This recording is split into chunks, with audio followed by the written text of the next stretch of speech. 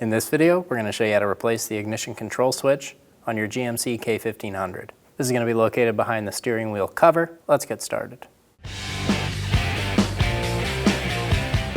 Using an 8mm wrench or socket, we're going to loosen the negative battery terminal and remove it from the battery. Pull the parking brake release handle, and there's going to be a tab on either side that we need to depress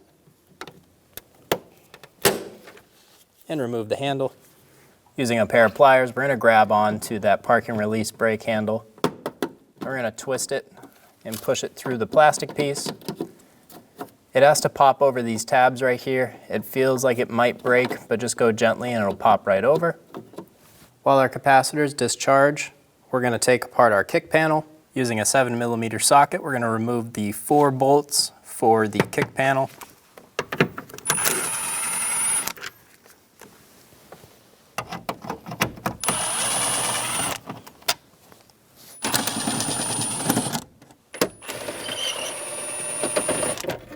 The last one's located right above the shifter.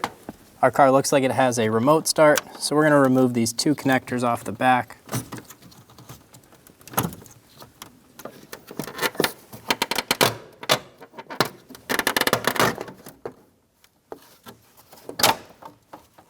For the vent right under the steering wheel, there's a hose on the back that you need to pop off and remove the kick panel. On the back of the steering wheel, we're going to use a small pick tool, and we're going to push right in the center of these gold inserts. And this is going to pop our airbag out.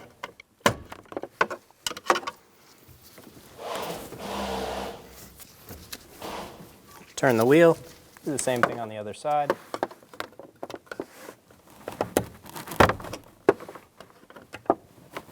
On the last pin, have a hand on the front of the airbag.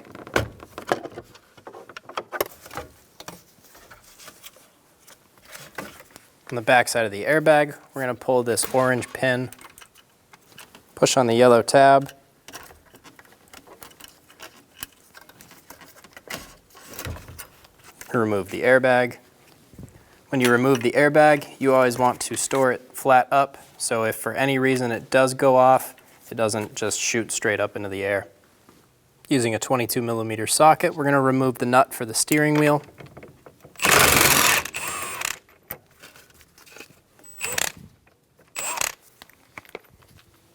We're going to keep note that our steering wheel is marked right here and right here. We want to make sure that it goes on in the same position. We're going to pull this harness out of that steering wheel clip. Using a steering wheel puller, we're going to pull the steering wheel.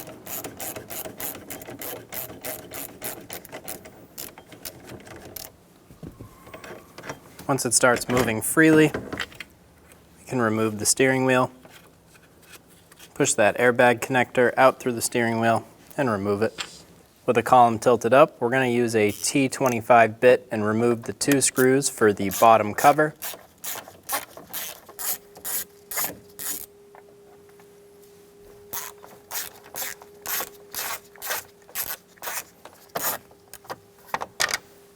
On the side, we're going to remove the handle for the tilt.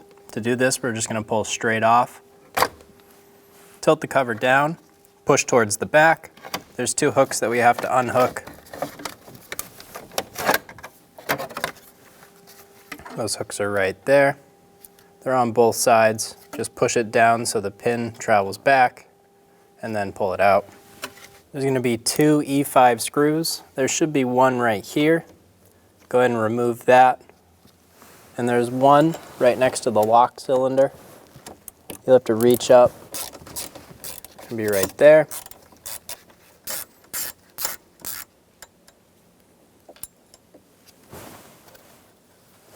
Remove the screws. Install the tilt lever. Push it into place.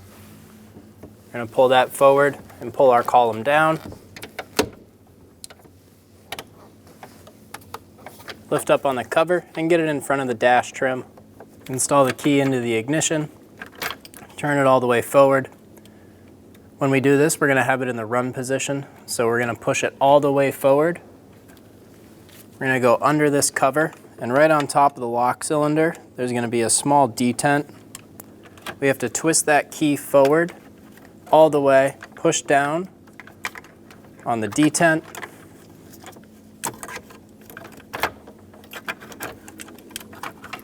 Once the detent is pushed, you're going to pull slightly out on the lock cylinder. You're going to remove your pick and then remove the lock cylinder. Remove the trim cover. I know it was hard to see with the trim cover, so what we were doing is inserting the key, turning it to the on position, pushing in and turning it to the crank position, putting our pick right there, and there's a small detent you'll feel. Once we do that, we can pull the lock cylinder slightly out, twist it slightly back, and remove it. Using a right angle pick, we're going to get behind this connector and push on a small tab, twist the connector up, and pull it out. This is that small tab that we're pushing on. Once you push on that, this will let go. Using an E4 socket, we're going to remove the bolts for the ignition starter switch.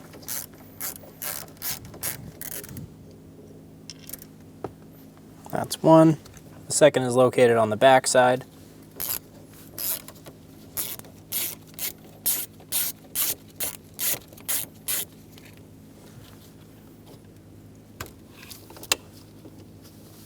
Remove the screws and remove the ignition starter switch.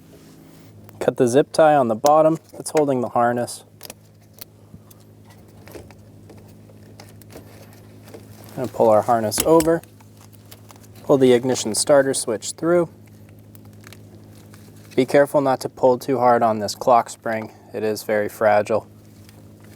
I'm going to put that wire back up and in for now. Pull the foam sheathing apart.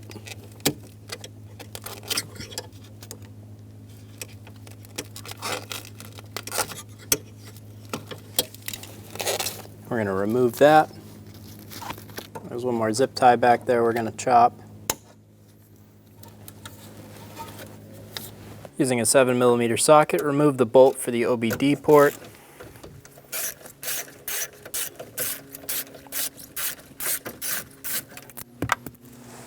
Remove the bolt. Pull the OBD port out and over to the side. Using a 15mm socket, we're going to remove the 4 nuts for this circle brace.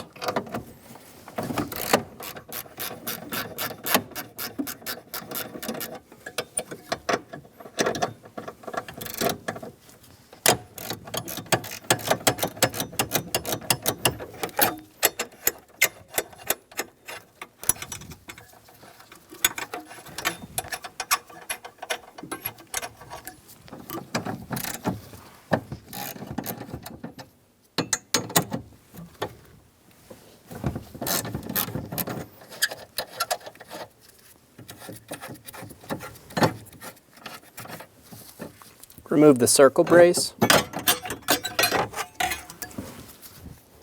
Using a 7mm socket, we're going to take the bolt out of the junction connector.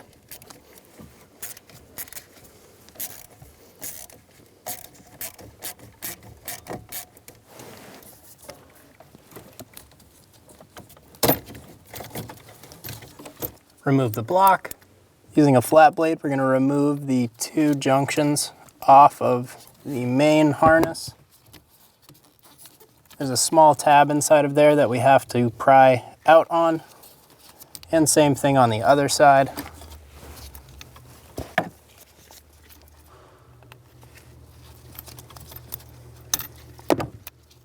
Push them out and remove the ignition starter switch.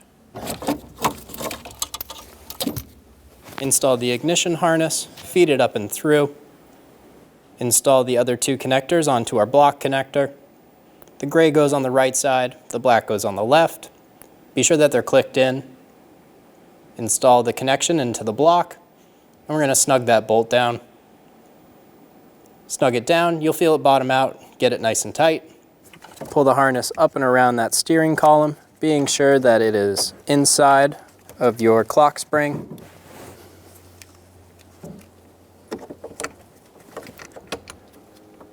Install the switch, and we're going to get our bolts started.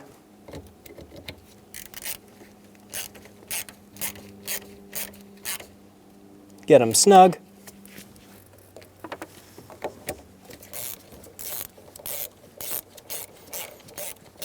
There's one on that top left and one in the middle right. Pull the harness up and around. Get it started, twist it down, and it'll lock into place. Give it a push, make sure it's locked in there. We're going to install a zip tie up through that hole where we cut it out. We're going to get all our harnesses.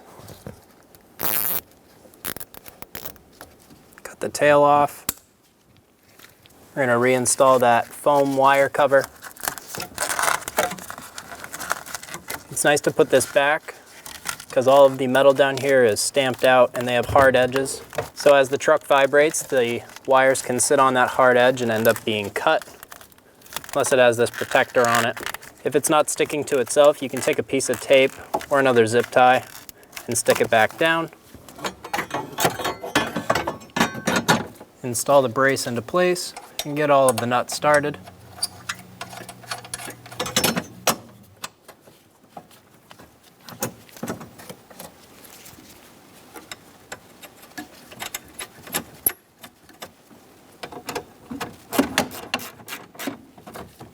Snug the nuts down, get them nice and tight.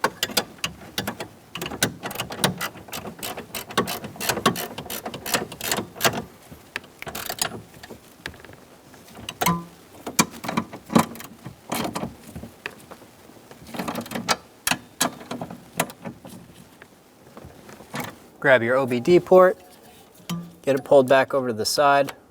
We're going to slide it in behind that bracket right there.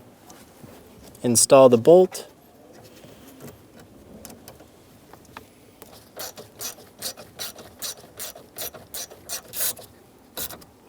Snug it down.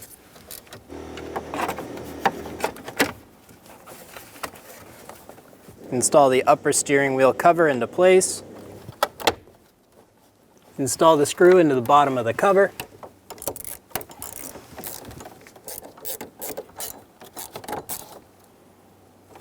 There should be one more on this left side, but ours is missing. Install the lower cover. Get it hooked onto that top cover in the back. Once you have the bottom hooks on, pull the covers up to meet each other, and we'll put our T25 screws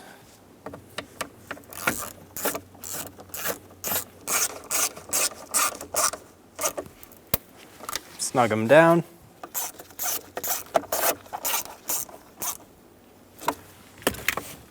Install the tilt lever. Install the ignition lock cylinder. Push it in all the way. You can turn it all the way back and remove your key. Install the clock spring airbag connector through the steering wheel.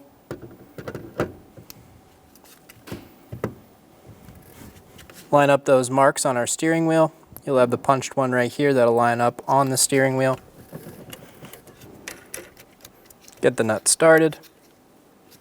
Snug it down. Make sure that steering wheel nut is nice and tight. Install the harness into the clip. Grab your airbag. Install the connector to the airbag.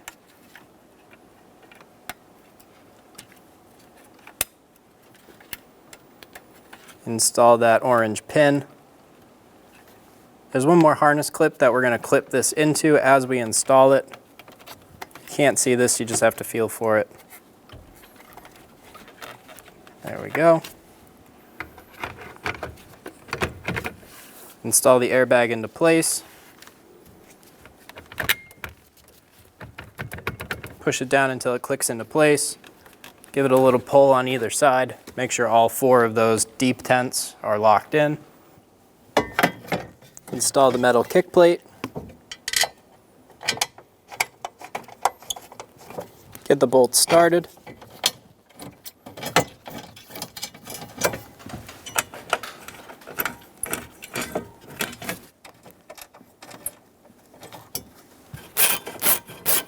Snug the bolts down. Get them nice and tight. We're going to grab that hose for that middle vent, and we're going to get it installed onto the back.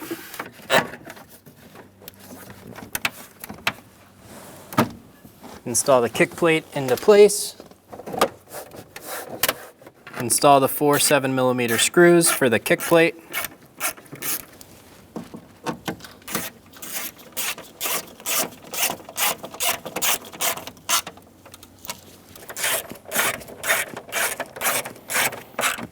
And then one more over the shifter.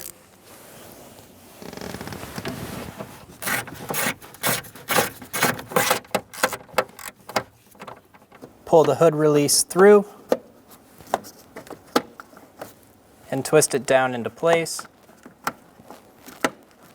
Making sure those tabs are sitting over those tabs embossed onto the kick plate. Install the parking brake release lever. Push it straight on. Install the negative battery cable. Get the bolt started. Snug the connection down.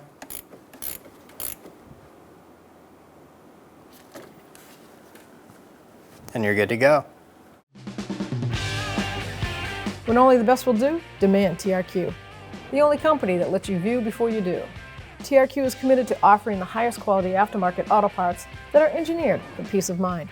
Thanks for using and viewing with TRQ.